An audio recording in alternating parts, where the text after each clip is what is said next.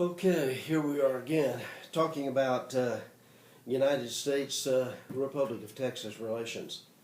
Houston desired, when he was President of the Republic of Texas, and this is the second lecture for the second testing period, by the way, of History 2303. Houston, when he was President, desired recognition and annexation by the United States of the Republic of Texas. But no Texas commissioners could achieve that goal, because the truth of the matter is that the anti-slavery forces in the United States Senate didn't support the addition of two slave-supporting senators representing Texas as a slave state within the United States of America in 1836. So Texas would have to stay out of the United States for a number of years.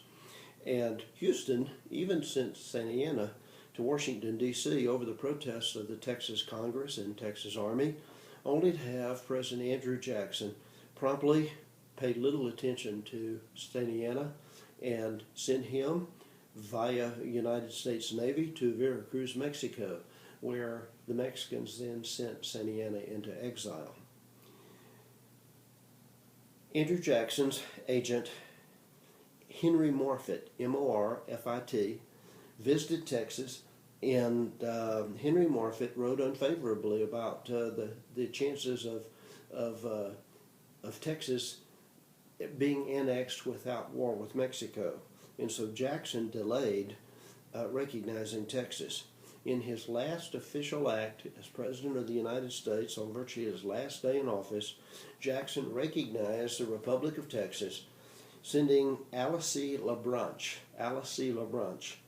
as the charge d'affaires. A charge d'affaires is one step under full minister to a nation. So Jackson was very reluctant, and on his last day in office, he recognized the independence of the Republic of Texas. In fact, in August of 1837, a annexation treaty was rejected for Texas by the United States Congress, with United States Secretary of State John Forsyth noting that treaty obligations which the United States had with Mexico prevented the U.S. from addressing the issue of annexing Texas. When the U.S. Congress took no action in the fall of 1837 to consider annexation of the Republic, a frustrated Sam Houston had his Texas Secretary of State, Anson Jones, withdraw the Texas's offer of annexation. The annexation was put on hold for 4 years as a result of Houston's decision to pull the plug on annexation. But pulling the plug on annexation, Houston just attempted something a little more devious. He began to court the Europeans in hopes that European recognition of the Republic of Texas would frighten the United States into annexing Texas. And the truth is that England was not very favorable. France was probably the most favorable to recognition of the Republic of Texas. And in September of 1839, France actually signed a recognition treaty with the Republic of Texas, but unfortunately for Texas, France offered no financial support and incentives when recognizing the Republic. 1 year later, in September of 1840, the Netherlands became the third nation behind the United States and France. The Netherlands became the third nation to recognize the Republic of Texas, but again, no financial support. And finally, in November of 1840, England recognized the Republic of Texas, signing a treaty of commerce and navigation with the Republic of Texas, but again, providing no financial assistance. And that's what really Houston wanted. But the recognition of these European nations of the Republic of Texas did, in fact, put some pressure on the American government, because they certainly didn't want the Europeans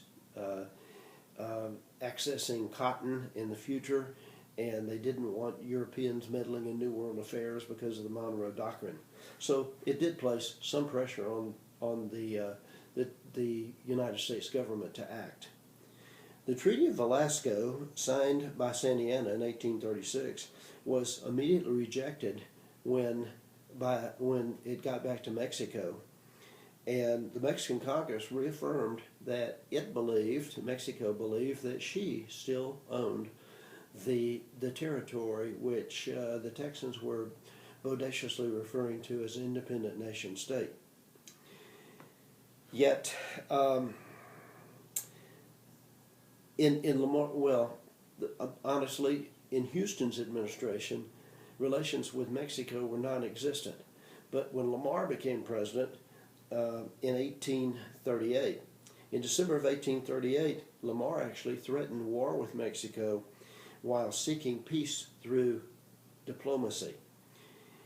His Secretary of State, Bernard Bee, the Texas National Secretary of State, Bernard Bee, was sent to Mexico in May of 1839 with a promise to pay $5 million if Mexico would recognize the independence of the Republic of Texas and accept the Rio Grande as the border between the two nations.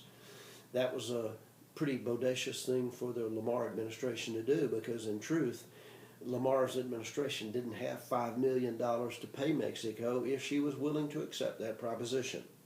But Bernard Bee never got past Veracruz, and the Mexican government refused to recognize his credentials to negotiate. James Treat, T-R-E-A-T, was then sent in November of 1839 to negotiate with his friend Antonio Lopez de Santa Anna, who was now back into power in Mexico. In 10 months of negotiation, yielded nothing in terms of recognition. Then Lamar sent Secretary of State James Webb, and when Webb was not formally received, Webb returned home urging war with Mexico. Lamar eventually rented out the Texas Navy to the Yucatan Peninsula. It was at war with the Mexican government. And in 1841, Lamar took an even more provocative act, authorizing an expedition against Santa Fe, which was still part of Mexico, but now part of the United States, New Mexico. Approximately 270 men left Austin, Texas, in June of 1841, and after a 1,300-mile painfully long journey to Santa Fe, arrived there only to be arrested and marched to Mexico City and promptly imprisoned. Most of the Santa Fe expedition troops that went to Santa Fe under the Lamar administration were released by April 1842, but one, Jose Navarro, was held until 1844. When Houston was in his second term in office, 1842 to 1844, in retaliation of what Lamar had done, provocatively sending troops against Santa Fe, Santa Anna, president of Mexico, sent the Mexican army into Texas on two separate occasions in 1842. In March of 1842, 500 troops took San Antonio, Goliad, and Refugio, but retired after 1 to 2 days. And in June of 1842, a second Mexican force invaded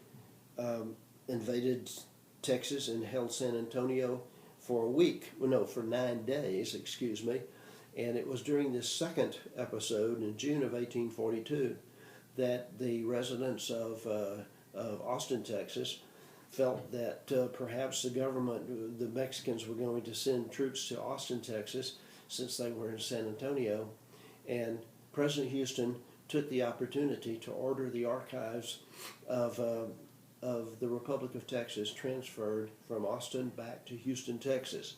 But in the middle of the night, as a wagon was loading up the archives of the Republic of Texas in an attempt to flee Austin, a resident lady who was walking her dog late at night realized what was happening, that the archives were being moved, and sounded the alarm, and the citizens of Austin stopped the archives from being moved from Austin back to Houston, Texas, in a more friendly area of Texas to the president, Sam Houston. But again, by 1842, because of this invasion 2 times by the army of Santa Anna, the Texas Congress authorized in November of 1842 750 men under Texas General Alexander Somerville to go to Laredo to be sure that all Mexican troops were off of Texas soil. On December the 19th, Somerville ordered his troops back to Gonzales, but of the 750 men, 300 under Colonel W.S. Fisher crossed the Rio Grande River and on Christmas morning of 1842 attacked and occupied the Mexican city of Mir on the south side of the Rio Grande.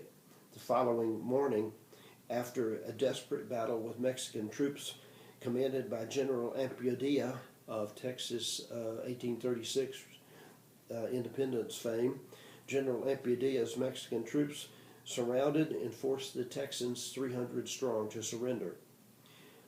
Marching as prisoners toward Mexico City, the Texans escaped. They were eventually recaptured, and 1/10 of them were shot by orders of Antonio Lopez de Santa Anna. This is the infamous black bean drawing, where the 300 were gathered together, and there were 270 white beans and 30 black beans placed in a bag, shook up, and each prisoner drew a bean, and if you drew a black bean, you were executed on orders of Antonio Lopez de Santa Anna. The truth is that despite the popular clamor for war, President Houston worked for peace every way short that he could of going to war with Mexico, even urging France and England and the United States to put pressure on Mexico. But nothing of significance came with these efforts. In October of 1843, United States President John Tyler, fearing growing British interest in Texas, suggested negotiations between the Republic of Texas and the United States. President Houston immediately jumped on this offer, but under 2 conditions. First of all, he asked that armed forces be needed to protect against a Mexican invasion of Texas, Republic of Texas, and that the negotiations with the United States be kept secret so that Mexico wouldn't invade the Republic of Texas. United States Secretary of State Abel Upshur refused to agree to those conditions, but his accidental untimely death, he was aboard the USS Princeton, a new American warship, when it was being launched, and they fired the guns of the Princeton, and one of the guns blew up, killing a number of men, including the Secretary of State, Abel Upshur. The new Secretary of State, John C. Calhoun from South Carolina, was one who supported the proposition of a desire to have more slave territory, and Calhoun very quickly agreed, and in April of 1844, Calhoun, Isaac Van Zandt, representing Texas and Washington, D.C., and J. Pinckney Henderson, a special envoy of the Texas government, signed a treaty which would have annexed Texas and had the United States assume Texas' debt. But the United States Senate rejected this treaty in June the 8th of 1844. The anti-slavery forces in the United States Senate had prevailed. In the November 1844 United States presidential election, the annexation of the Republic of Texas was a key event. This 1840 national election was, for America, the Manifest Destiny election, in which voters in America began to feel that God had a special place for the United States, that He had His hand on America's shoulder in terms of growth, and that great nations needed large physical size. And the Manifest Destiny belief in the United States was that the United States should grow from the Atlantic to the Pacific, perhaps from the North Pole to the South Pole. And any lands that were there that could be taken into the U.S. should be, including Oregon and the Republic of Texas. In the 1844 election, the Democratic frontrunner, Martin Van Buren, former President of the United States, refused to endorse Texas, and he lost the nomination to James K. Polk, a Democrat from Tennessee. And Polk was an avowed expansionist who said, yes, I want Texas, and I want Texas immediately, irregardless of consequences. James K. Polk, the Democrat, ran against the Whig, Henry Clay. And Henry Clay said, yes, I support the annexation of Texas, but not immediately because of fear of war with Mexico. And when the American voters went to the polls, they overwhelmingly supported James K. Polk's desire to annex Texas, irregardless of the consequences, even if it meant war with Mexico. In February of 1845, the United States Congress passed a simple joint resolution on virtually the last day of the outgoing President John Tyler's administration to have the Congress, by simple majority vote of both chambers, annex Texas into the United States. Tyler signed the joint resolution to annex Texas on March the 1st, 1845, and Tyler sent Agent Andrew Jackson Donaldson to Texas to offer the Texas government the opportunity to be annexed. England and France immediately approached Texas President Anson Jones, last president of the Republic of Texas, on March the 29th, and asked that he not commit Texas and agree to annexation to the United States for 90 days, while British agents could secure from Mexico a treaty that would guarantee Texas independence if Texas wouldn't unite with the United States.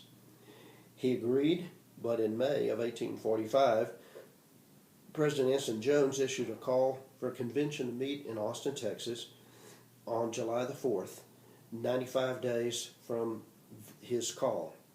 When the regular Texas Congress met, it then was given both the U.S. annexation treaty and a treaty which the British had successfully coerced Mexico into signing, which guaranteed that Mexico would recognize Texas independence if Texas, would stay independent of the United States.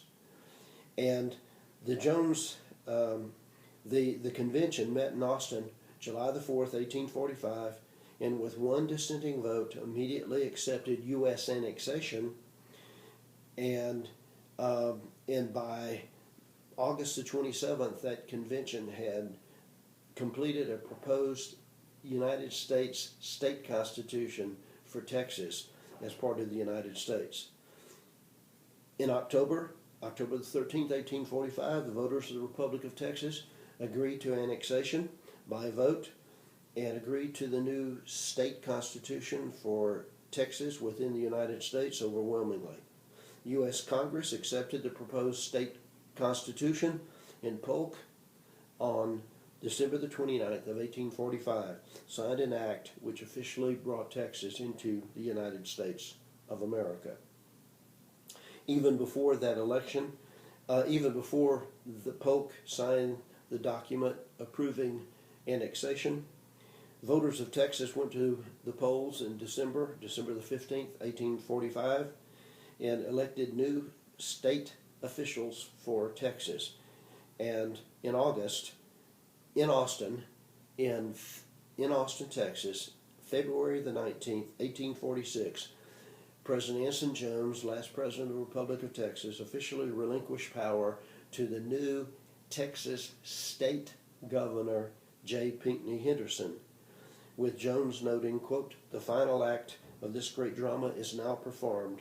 The Republic of Texas is no more." As the Lone Star flag slowly was brought down and the United States of America flag raised, an old white-headed gentleman stepped out of the crowd to cradle the Texas flag into his arms. and appropriately it was Sam Houston, the hero of the Republic of Texas and the hero of San Jacinto. But annexation with the United States would bring about a war with Mexico. In fact, Mexico protested the joint resolution, and her minister, Juan Almonte, left Washington in February of 1845, and both the Mexican government and the U.S. ministers to Mexico prepared to return home, and war seemed inevitable. War was inevitable. The truth is that even without the annexation of Texas, the United States and Mexico had a problem. Mexico was a poor country, and she had borrowed up to $5 million in loans from the United States government and banks, and she couldn't pay her debts. By 1800 and I think 42, Mexico threatened to default on her loans in a joint commission between United States officials and Mexican officials set up a loan payment schedule where Mexico's debt of $5 million was divided into 20 quarterly payments. Mexico made 3 payments, and then on the 4th quarterly payment defaulted. And so James K. Polk didn't know what to do, and so he sent a special emissary by the name of John Slidell to Mexico City in December of 1845 with interesting instructions. Slidell was to speak to the Mexican government, and if the Mexican government would agree to accept the Rio Grande border between the United States and Mexico, that then Slidell was to inquire whether Mexico would sell the New Mexico territory to the United States for $5 million, and if the Mexican government was willing, then Slidell was to ask and see if Mexico would perhaps be interested in selling California for as much as $25 million. Mexico refused to receive Slidell, and he returned home in March of 1846, and Polk was exceptionally distressed. Polk did 2 things. He began in the White House to write a war message to Congress requesting that the Congress declare war on Mexico because of the defaulting of these loans and the snub to his ambassador, his minister to Mexico, his envoy, John Slidell.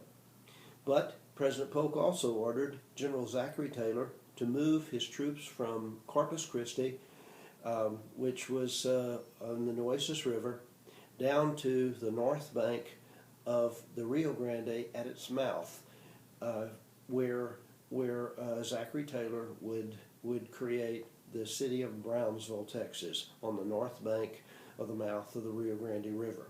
So, despite the fact that Mexico's government would recognize the boundary between the 2 countries as the Nueces, President Polk ordered the United States military to break camp on the Nueces and march down to the north bank of the Rio Grande River, which from Mexico's point of view was an invasion of her sovereign territory. For 1 month, the Mexican general at Matamoros, across the river from Brownsville, kept his troops locked up because he knew that the Mexican troops would defend their homeland against these, quote, Yankee invaders. The Mexican military commanders at Matamoros wrote Zachary Taylor letter after letter saying, "Dear Sir, I believe you have misconstrued the boundary between the United States and the Mexican national state. The appropriate boundary is the Nueces River. Please withdraw your troops immediately because you are encroaching on sovereign Mexican territory." But after a month of locking his troops up so that Mexican troops wouldn't accidentally cause a war with the United States, the Mexican general reluctantly had to release his men from their quarters, and on the 2nd day that the Mexicans sent out patrols north of the Rio Grande River, a contingent of Mexican cavalry ran into a contingent of American cavalry, and bloodshed occurred. It took about 9 days for the news of fighting on the Rio Grande River, north of the Rio Grande River, to arrive in Washington, D.C. But when word arrived, President Polk immediately tore up his war message to the American Congress, and he began to work on another one. And in May the 11th of 1846, James K. Polk asked the Congress for a declaration of war against Mexico, citing, quote, "American blood has been shed on American soil." James K. Polk also noted that, quote, "the cup of tolerance and forbearance has been exhausted." You know, he said, in essence, to the Congress, "I've tried to negotiate with Mexico. I sent an emissary, peaceful intentions to resolve the debt issues with Mexico, but now, with American blood shed on American soil, the cup of forbearance has been exhausted, and I want you, Congress, to declare war on Mexico." Congress declared war on Mexico in 1846, but not all congressmen were happy about that. The Whigs, in particular, Whig Congressman Abraham Lincoln, was very distressed. And in what is called his spot resolution, Congressman Lincoln, later President of the United States, would challenge James K. Polk to bring a map of the United States showing Texas as part of the United States, and to put his finger on that spot on the map, hence the spot resolution, as it's called, where American blood had been shed on American soil. Because Congressman Lincoln believed, as many Americans believed, that James K. Polk had instituted and initiated this war with Mexico by unfairly sending American troops down to the north bank of the Rio Grande River. And so it was that America went to war with Mexico in 1846. And it would be a short war, but I want to stop and take a break.